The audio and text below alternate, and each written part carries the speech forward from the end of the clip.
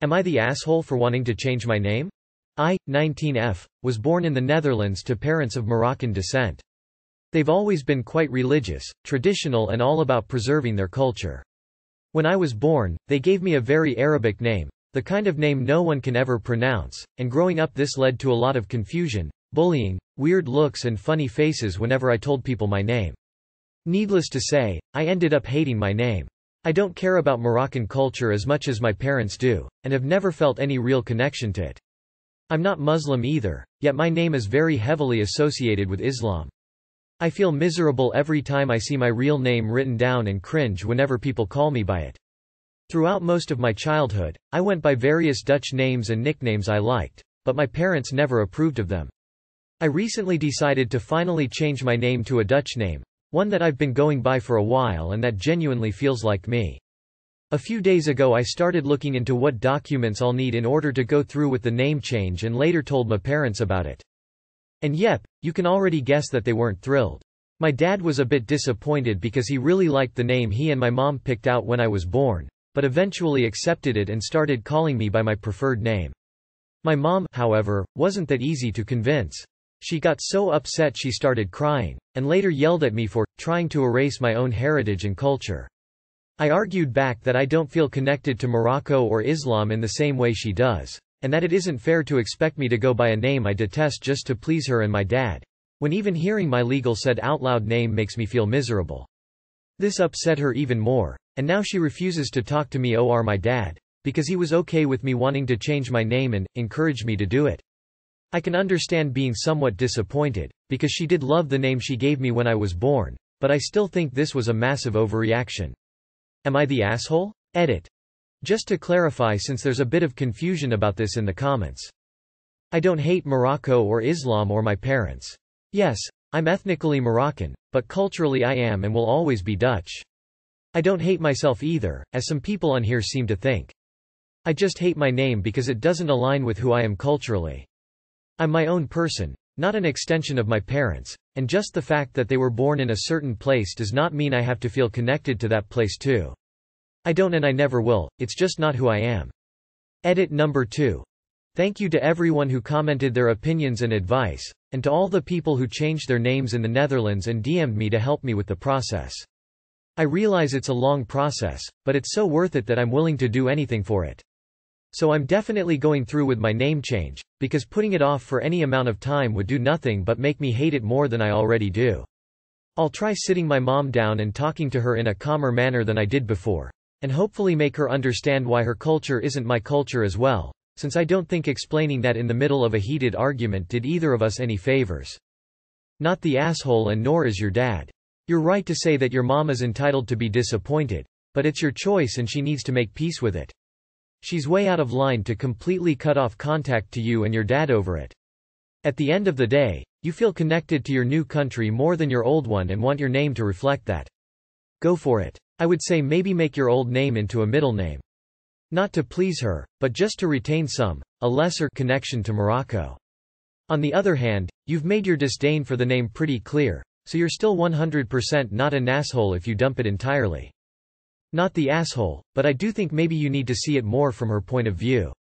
She loved the name, and if I were to guess, maybe sees it as you disassociating yourself from her. We know that isn't your intent, in her heart. Not the asshole. Dutchie here who changed her name, albeit for very different reasons. Getting your name changed in the Netherlands isn't easy. It needs to be approved by a judge and you'll need a lawyer. For me it took 10 months from start to finish, and that's not counting the time spent on all the admin work that comes with it. I'm not saying you shouldn't, just be aware that it can be a long, difficult and potentially expensive process. If you want to talk to someone who's gone through the process, feel free to send me a message.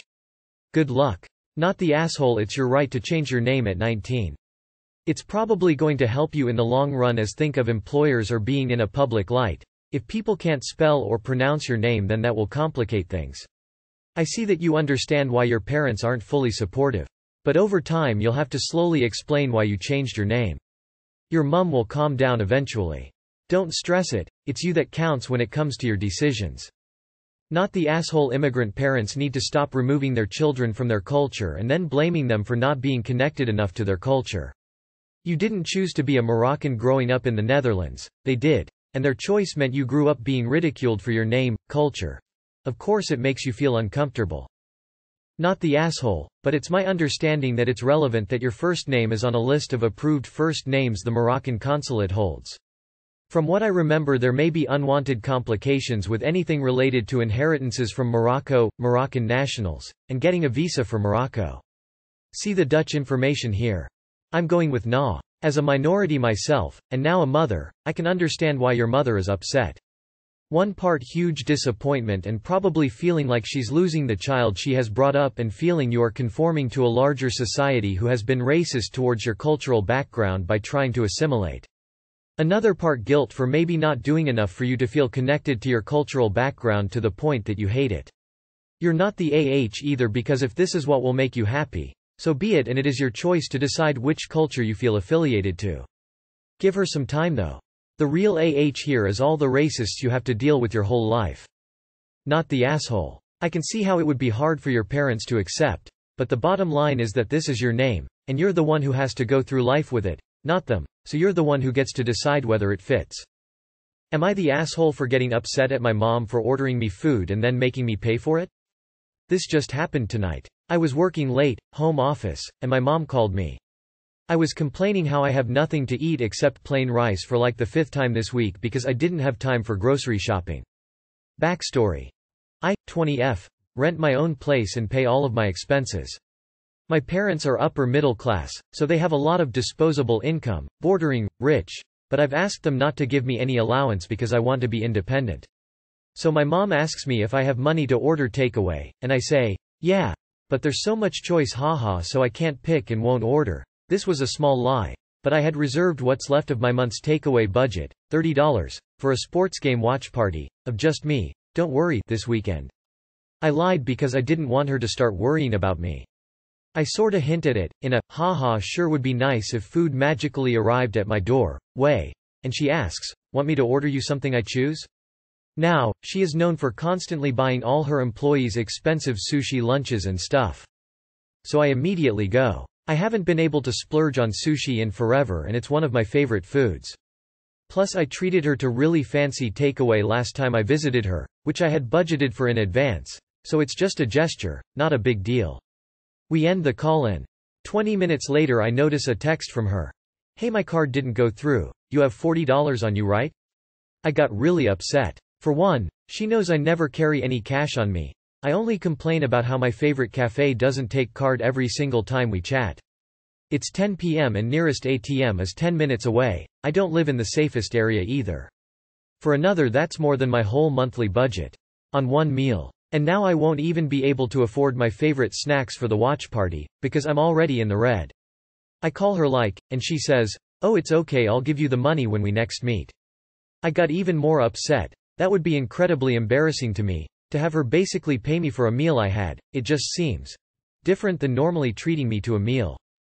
I start crying involuntarily and am freaking out trying to stop crying, because the delivery guy is also calling me as he's downstairs and I need to find $40 from somewhere, and say some hurtful things like, you try to do me one favor and you end up making everything x100 complicated. She got angry and yelled at me, how she tried to do a nice thing and I'm being disrespectful. But I'm really upset and I can't even look at this food without feeling ill now. These $40 could have gone to my meds or to some new clothes I need or something. Instead it's mediocre sushi. I don't think I was wrong to be upset, but after the anger the doubt hit and now I feel horrible. I just feel like, she should have called to ask me at least if I have that much money on me? Or is it on me because I never mentioned having slight financial difficulties? IDK. What do y'all think? I can't tell if this is a joke or not. You sound like an entitled brat. 1 minute you're saying you want to be independent, next you want food order, paid and delivered for you. The cash thing is shit, as these days most people don't use cash, but I don't think the cash payment is the main issue here.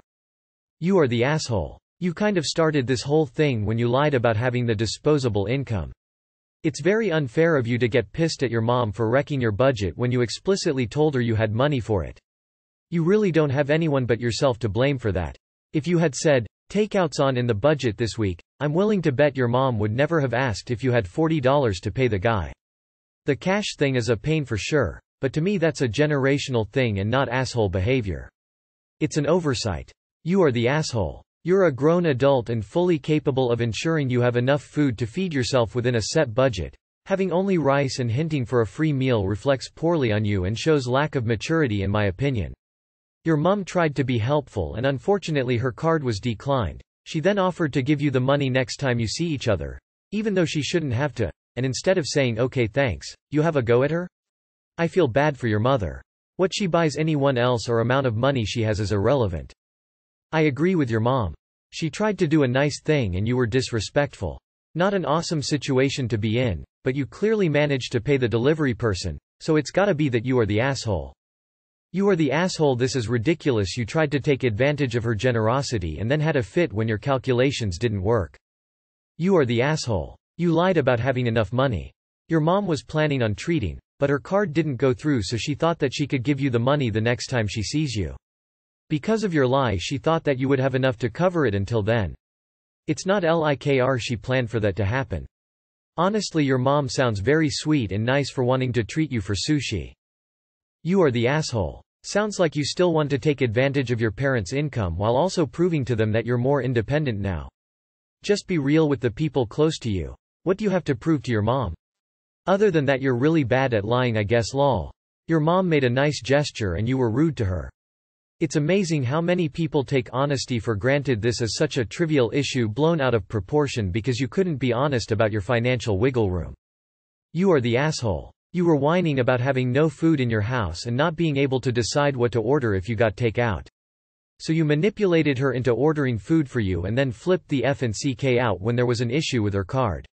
She had no way of knowing you were having money problems because you lied to her about your financial situation. You come across as extremely entitled and bratty in this post. You owe your mother a huge apology. Am I the asshole for allowing my daughter to miss a school deadline? My youngest daughter, 12, is nearly a teenager and now more than ever, I feel that her attitude has taken a turn for the worst. Whenever I ask her to do something, she refuses or moans or does it in a half-assed way that suggests she only did it to keep me quiet. She throws tantrums when she doesn't get her way and gets angry and dismissive whenever somebody tries to correct her. I've tried to be understanding because as a woman, I'm aware of how overwhelming puberty can be and the fact that she's growing up, however, that doesn't excuse her behavior these days. We, myself and my husband, allow her access to a computer. We weren't aware of how much of an addiction it could become for our daughter and she has begun neglecting schoolwork to play video games instead. I've told my husband that we need to take the computer away but he insists that it brings her joy and she only has so much time to relax before the stresses of secondary school. The times where we have restricted her computer time, she makes excuses that it's important for her to use it for school.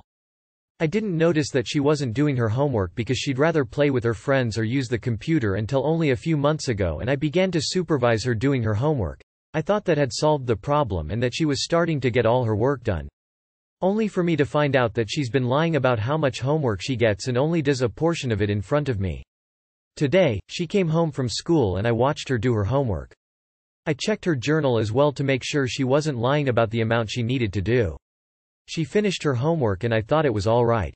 At 10 p.m., I was ready to tell her to go to bed but saw that she was working on a school project that she'd been given last week and now it's due tomorrow. She requested that I let her finish her project. I asked her why she hadn't done the project sooner or told me that she had a project to do earlier on and she ignored me. It was already late and I'm fed up of her not doing her homework as we've had conversations about it several times and her teacher has even called us about it. I told her that I wouldn't let her finish the project and that she should have prioritized it before because it was late in the night already and so I sent her to bed. She was visibly upset and told me that I ruin everything because now she'll be in trouble at school. My husband doesn't agree with my method but I'm unsure of how to discipline her because she's getting older and she doesn't want to listen to anybody. Edit. My daughter ended up waking up very early this morning at around 6 a.m. to finish her project and she completed it. She woke up by herself and took the initiative. The project isn't graded but would have an effect on her report card at the end of the school year. I would like to thank everybody for their feedback and I'll take the ideas into account for situations in the future. She's the problem. But sending her to bed and not letting her do her work. Why not just make her stay up late and finish, then ground her for the weekend so she can make up for the sleep she missed? Or, If she's not tired, she can do extra chores around the house to make up for all the stuff you couldn't do since you had to stay up late supervising her. I disagree with your husband that it shouldn't be taken away. She's making that choice, not you. Good luck. Honestly, you are the asshole. Students will do things last minute. Students will spend the night finishing up a project whether they're 10 or 25. 12 is the age where they want to stay up later whether to watch TV, do homework or practice something. This is a good time to teach her of consequences of being a procrastinator. In the morning, ask how tired she is. After she gets her grade for the project, ask her if she's happy with the grade or if she thinks she could have done better. Then tell her, from my experience, saving important things like homework and projects for the last minute got me lower grades than I could have gotten. If she still doesn't change, then support her decisions. Not everyone is perfect. You are the asshole. Yes, she should have prioritized the project. However, she was doing it and then you stopped her because she had to go to bed. Why? Why couldn't she have just stayed up and worked on it?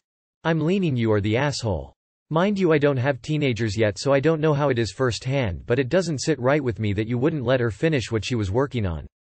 It's been a struggle to get her to do all of her homework, but now that she's doing it, you're not letting her finish? I agree she needs to learn work ethics and time management, but making her miss her deadline doesn't seem like the best way to go. Not the asshole. She lied about being done with her work so she could play, knowing she wouldn't be allowed to stay up past her bedtime to play. She assumed she could stay up indefinitely to do her homework. Looks like she guessed wrong. Good on you for imposing some accountability on her choices. This is the natural consequence of assuming bedtime was optional and not putting schoolwork first. And #X200B. To the people arguing, how dare you do something to affect her grades? Better that her grades take a ding from procrastination and lying at 12 than at 20. Also, grades are not the be-all and end-all. I assume we generally want to turn out functional, responsible humans first. Not the asshole. Time for daughter to learn the consequences IRL of her lack of self-control and discipline. Are you spying on our house? This could be our story with the attitude and the addiction? Kidding aside, info. Did you ask to check the assignment details? She should have a Google Classroom or similar portal which showed the deadline. If she truly had the assignment due, then personally I would have let her complete the assignment and take privileges away later for neglecting schoolwork. Or, take the laptop away and send a note to the teacher apologizing with a reason you can share, and asking for a day's extension. You are the asshole. While I agree she should have started it earlier, I don't see how not letting her finish the project was a good punishment. Your punishment will have negative effects on her grade. And yes, it's just one assignment. I don't think punishments should ever affect things like schoolwork and grades. You should have let her finish it and then punished her after with no computer for a few weeks or something. I just can't understand a parent doing something to negatively affect their kids' grades. Am I the asshole for wanting a vegan potluck? I am vegan and have a group of friends, some of who are vegan, most of whom are not but enjoy vegan food and have set personal goals to eat more plant-based. We go camping with our friends pretty regularly where everyone brings food and we have a big potluck. For as long as we've been doing these gatherings, none of the vegans specifically asked to do it this way. The spread always ends up being plant-based because our friends are lovely people who want everyone to be able to eat everything. About a year later, one of our friends invited his new girlfriend camping with us. She was sweet. Let's call her Kay. She tells me she made chicken sandwiches for everyone. I smiled and thanked her for being thoughtful and bringing food and told her how excited I was that she was joining us. When she set them down and loudly announced, "These sandwiches have chicken, cheese." She was confused, so I said it so no one assumes it's vegan. She looked kinda embarrassed, uncomfortable, and I felt for her, so I changed the topic. I probably just should have told everyone individually because two of my vegan friends ended up eating a few of the sandwiches. Not a big deal, it happens. I think we could tell Kay probably felt bad and wanted to apologize, especially when they mentioned stomach cramps later in the night, but no one thought she had done anything wrong. A few days later in the camping group chat, the guy who primarily organizes it, not vegan if that matters, decided to officially establish that all potluck contributions should be vegan. He was explicit that you were allowed to bring whatever you want to eat for yourself, but that if it was going towards the potluck it should be something everyone can eat. Nothing about the previous campout was mentioned at all. Kay spoke up and said that she felt really singled out by the announcement. I felt bad that she felt that way because even though no one said anything negative to or about her at the camp out or in the message and we all welcomed her wholeheartedly, I can empathize with her feelings in the situation. She messaged in the group chat that she wasn't aware of this rule before the event. Organizer said, "Exactly. That's why we are establishing it openly now to prevent the same miscommunication in the future." She sent a big chunk of text saying that she should be able to eat whatever she wants, that we shouldn't feel the right to restrict what she eats, and that we're a cult. Then another woman who I had never met started backing her up saying we should accept the generosity and not make people feel their meat products are contraband. The organizer who eats meat often said that it was simply about encouraging bringing food everyone can share. I said usually there aren't leftovers after we eat, and if non-vegans eat big servings of non-vegan food and vegan food, it will leave the vegans with not enough food to go around. Kay left the chat and stopped coming to campouts. Not the asshole. She sent a big chunk of text saying that she should be able to eat whatever she wants, that we shouldn't feel the right to restrict what she eats, and that we're a cult. You guys made changes because you realized that it not making it official caused a problem given the majority of your group.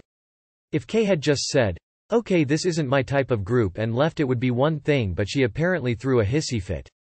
Not the asshole. But why are you involving yourself? It's not your potluck, it's not your group, it's not your chat, you didn't announce the new vegan rule. How is this your problem? Kay is just rude. She's new, she's been told she can bring meat-based for herself but vegan for sharing. Good riddance, I'd say. Who needs the drama?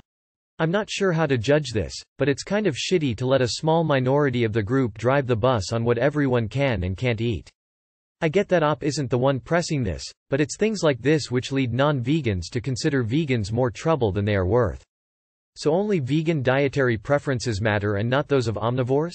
Sounds ridiculous. OP isn't the one driving this, so she's not the asshole. But someone here is. Not the asshole. You're not forcing anyone to eat vegan. Your non-vegan friend asked for the potluck contributions to be vegan-friendly, but they can bring whatever else they want. I understand how Kay might have felt bad about the sandwiches, as she wasn't aware there were vegans, but you weren't rude or mean to her about it, she just blew it out of proportion. In my opinion, it might be a good idea to try to talk to Kay's partner and explain to them you didn't mean to be to single her out or make her feel bad, just to get that clear. Not the asshole. Omnivores are so sensitive sometimes. If there aren't leftovers, it's totally different than any potluck I've ever seen. Bring more food. And I don't see why it needed announcing. It's a chicken sandwich with cheese on it. Not exactly the most ambiguous food. I don't know what official ruling to choose, but this is a lot of drama over something small. You are the asshole. Unless the majority of the people in the group are strictly vegan, there's nothing wrong with having a dish or two that isn't vegan friendly. The only thing that matters is that whoever brings a non-vegan dish make sure everyone is aware so that they can choose to eat it or not. Just because a handful of participants are vegan, and the rest don't mind eating vegan, doesn't mean you should exclude someone who prefers to bring a meat dish. You are the asshole. It's not reasonable to expect to be able to eat every single dish at a potluck. I'm on a special diet and I would never dream of expecting every single dish to cater to me. It was nice of your friends to do it willingly, but once it became a requirement, it's a bit of an obnoxious requirement. Potluck means that everyone brings what they want to contribute and you get what you get. Luck of the draw.